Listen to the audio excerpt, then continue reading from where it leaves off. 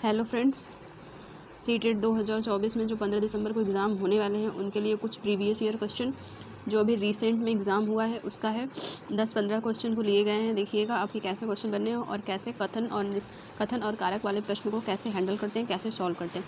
चलिए फिर स्टार्ट करते हैं। फर्स्ट क्वेश्चन है, अगर वीडियो अच्छा लगेगा तो सब्सक्राइब ज़रूर कर लीजिएगा।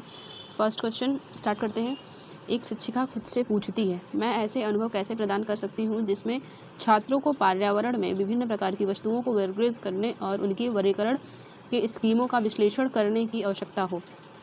वह छात्रों में किस बुद्धि को बढ़ावा देने की कोशिश कर रही है। इसमें ये की पॉइंट क्या है कि जो पर्यावरण में विभिन्न प्रकार की वस्तुओं को वर्गीकृत करने के लिए बढ़ावा दे रही है कि उनके दिमाग में फिट हो जाए, ये किस प्रकार की बुद्धि को बढ़ावा देना चाहती है। प्राकृतिक बुद्धि, शारीरिक गति संवेदी बुद्धि, भाषाई बुद्धि, अंतर वैयक्तिक बुद्धि। तो ये पर्यावरण से रिलेटेड है, नेचर से, तो ये प्राकृतिक बुद्धि होगा। ये गार्डनर का सिद्धांत है जिसमें बहुत सारे प्रकार की बुद्धि दी गई हैं, 7-8 प्रकार की हैं। उसमें से ये प्राकृतिक बुद्धि जिसमें पर्यावरण के की पॉइंट देखिएगा। क्वेश्चन पढ़ने टाइम की पॉइंट पकड़ना होता है कि क्या की पॉइंट है, उससे किससे रिलेट कर सकते हैं। ये हो जाएगा, इसका सही आंसर हो जाएगा ए। सेकंड क्वेश्चन है, ये ईवीएस है, एक रैंडम पूरा उठाया गया है प्रीवियस ईयर क्वेश्चन जो आया है रिसेंट में जुलाई टाइम में। इसमें है निम्नलिखित में से सही युग्मों का मिलान कीजिए। फर्स्ट है स्थल मंडल, जल मंडल, वायुमंडल और जैव मंडल। इसमें ये मैच करना है कि कौन किससे रिलेटेड है। तो चलिए मिलाते हैं। स्थल मंडल किससे संबंधित है, तो स्थल मंडल चट्टानों से संबंधित है। ए का हो जाएगा सेकंड, ए का सेकंड। और जल मंडल कैसे है, जल के विभिन्न स्रोत। वायुमंडल में क्या होता है, वायु की पतली परत। और जैव मंडल में पादप एवं जीव जंतु होते हैं। तो ए का सेकंड हो जाएगा और बी का थर्ड हो जाएगा, बी का थर्ड हो जाएगा। और वायुमंडल का वायु सी का 4 हो जाएगा और जैव मंडल का डी का 1। देख लीजिएगा ऑप्शन में कौन सा होगा। ए का सेकंड, बी का थर्ड, सी का 4। इसका आंसर हो जाएगा 4 वाला। स्थल मंडल जो होता है वो चट्टानों एवं खनिजों से बना होता है। इसमें क्रस्ट होता है, मेंटल होता है, कोर होता है। चलिए फिर थर्ड क्वेश्चन देखते हैं। वायुमंडल की किस परत में वायु की बहुत पतली परत होती है। जो परत होती है, क्षोभ मंडल होता है, समताप मंडल होता है, मध्य मंडल होता है, आयन मंडल होता है और बहिर्मंडल होता है। और समताप मंडल में ओजोन परत पाई जाती है। बादल संबंधी घटना क्षोभ मंडल में होता है, पता ही होगा। तो इसका सही आंसर हो जाएगा बहिर्मंडल। बहिर्मंडल की जो वायु की बहुत पतली परत पाई जाती है, सबसे ऊपर एक लेयर का फिगर आता है ऐसे, क्षोभ मंडल, समताप मंडल, आयन मंडल, बहिर्मंडल, मध्य मंडल, बहिर्मंडल। तो सबसे ऊपर वाली बहिर्मंडल होती है जो वायु की बहुत पतली परत पाई जाती है। 4 क्वेश्चन देखते हैं। शिक्षकों को ये अभिकथन कारक, ऐसे क्वेश्चन बहुत सारे आए हैं प्रीवियस ईयर में। ऐसे क्वेश्चन का 50 क्वेश्चन अगर प्रैक्टिस कर लेंगे तो इसका एप्टीट्यूड आ जाएगा कि कैसे इसको सॉल्व करना है। स्टार्ट करते हैं। पहले कथन पढ़ेंगे, फिर निष्कर्ष पढ़ेंगे, कारक पढ़ेंगे। शिक्षकों को बच्चों को प्रयोग के लिए बहुत सारे अवसर देने चाहिए और उदाहरण और गैर उदाहरण पर चर्चा करनी चाहिए। तो ये बात तो सही है, शिक्षक को ऐसा ही करना चाहिए। पहले प्रयोग के लिए बहुत सारे अवसर देने चाहिए कि बहुत सारा एक्सपेरिमेंट कर लो, फिर उदाहरण देने चाहिए और गैर एग्जाम्पल देने चाहिए और बहुत सारे गैर उदाहरण। उनको रियल लाइफ, बच्चों को रियल लाइफ एग्जाम्पल देना चाहिए, जैसे वो अपने आसपास देखेंगे उनको जल्दी से समझ में आ जाएगा। फिर इसका कारक पढ़ते हैं, क्या बोलता है। बच्चों में गलत धारणाओं से निपटने का एक रचनात्मक तरीका विपरीत उदाहरण प्रदान करना है। इसमें ये बोल रहा है कि गलत धारणाओं से निपटने के लिए एक रचनात्मक तरीका विपरीत उदाहरण हो सकता है। क्या ये सही है? तो ये दोनों सही है और इसकी ये सही व्याख्या भी करता है कि हमें बच्चों को उदाहरण और गैर उदाहरण दोनों देना चाहिए और इसका एक रचनात्मक तरीका विपरीत उदाहरण प्रदान करना भी हो सकता है। ऑप्शन सी हो जाएगा। इसको छोड़ दीजिएगा, बाद में इसको देखेंगे। 5वां क्वेश्चन है, ये भी अभिकथन और कारक का है। शिक्षक को बच्चों को प्रयोग करने के लिए, ये सेम क्वेश्चन रिपीट हो गया है, छोड़ दीजिएगा इसको। 6 क्वेश्चन है, निम्नलिखित संकल्पनाओं को स्तंभ सेकंड दिए गए उन उदाहरणों से सम्मिलित कीजिए। इसमें कुछ ये एनसीईआरटी है, 6th क्लास के एनसीईआरटी में ये क्वेश्चन दिया, ऐसा चैप्टर दिया गया है और क्वेश्चन भी दिया होगा।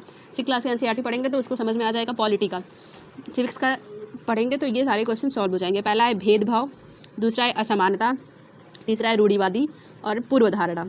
तो पूर्वधारणा में क्या होता है, पूर्वधारणा में पहले से हमारे मन में जो बैठ जाती है, जो चीज़ें पहले से हमारे दिमाग में फिट हो जाती हैं।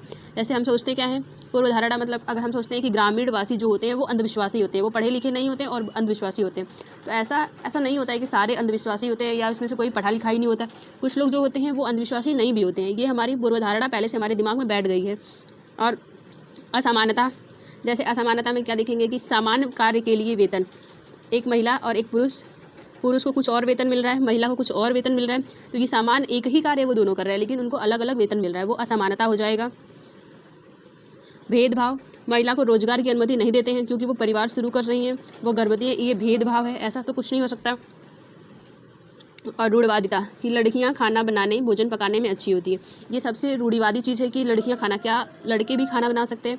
रेस्टोरेंट वगैरह में लड़के सेफ़ होते हैं, तो ऐसा नहीं है कि सिर्फ लड़कियां ही खाना पका सकती हैं। इसका सही ऑप्शन हो जाएगा भेदभाव, असमानता, पूर्वधारणा सी का 4 ये हो जाएगा, मैच कर लीजिएगा। 7वां शिक्षकों, अभिकथन है शिक्षकों को विद्यार्थियों के बीच बहस, चर्चा और सहयोग को प्रोत्साहित करना चाहिए, ये अभिकथन हमारा है। अभी कारण पढ़ते हैं। ज्ञान उत्पादन एक निष्क्रिय प्रक्रिया है और सामूहिक गतिविधियों में संलग्नता अर्थपूर्ण अधिगम में बाधा डालता है, सही विकल्प चुने। तो जो फर्स्ट है अभिकथन है, विद्यार्थियों के बीच बहस करना चाहिए, सही बात है, चर्चा करनी चाहिए, सहयोग को प्रोत्साहित करना चाहिए, उन्हें प्रमोट करना चाहिए कि आप सहयोग करिए, बहस करिए, डिस्कस करिए, वाद विवाद करिए, ये सब स्कूलों में कराया जाता है शिक्षकों के द्वारा। और इसमें कारक क्या दिया है कि एक ज्ञान उत्पादन एक निष्क्रिय प्रक्रिया है, तो ऐसा नहीं है, ये गलत हो जाएगा, ये स्टेटमेंट गलत हो जाएगा, तो इसमें आंसर हो जाएगा ए सही है, आर गलत है। 8वां क्वेश्चन है, किस अधिगम की रणनीति में बच्चों द्वारा दूसरों को सिखाना शामिल है, उन्हें कहा जाता है? व्याख्यात्मक शिक्षण, पारस्परिक शिक्षण, अनुबंधन शिक्षक, रटकर। तो ऐसा कौन सा अधिगम की प्रक्रिया होती है जिसमें हम एक दूसरे से मिलकर सीखते हैं? पारस्परिक शिक्षण, पारस्परिक लर्निंग बोलते हैं इसको। पारस्परिक शिक्षण में हम एक दूसरे के साथ मिलजुल कर काम करते हैं। इसमें ये तीनों हैं, व्याख्यात्मक शिक्षक, अनुबंधन, रटकर। रटकर में बच्चों को रटना सिखाया जाता है, ये निगेटिव वर्ड है, ये जहाँ भी आएगी गलत हो जाएगा, ये ऑप्शन ही एलिमिनेट हो जाएगा। हमें बच्चों को रटवाना नहीं है, उनको समझाना है। 9वां क्वेश्चन है, प्रगतिशील शिक्षा में बच्चों को किस तरह देखा जाता है? ज्ञानवर्धक और अर्थ की रचना करने के लिए, कमजोर सुरक्षा की जरूरत में, मासूम और आश्रित, आज्ञाकारी, केवल ज्ञान का उपभोग करने में। ऑप्शन पढ़ेंगे, कुछ क्वेश्चन ऐसे होते हैं जो ऑप्शन ध्यान से पढ़ने पे उसका आंसर निकल जाता है।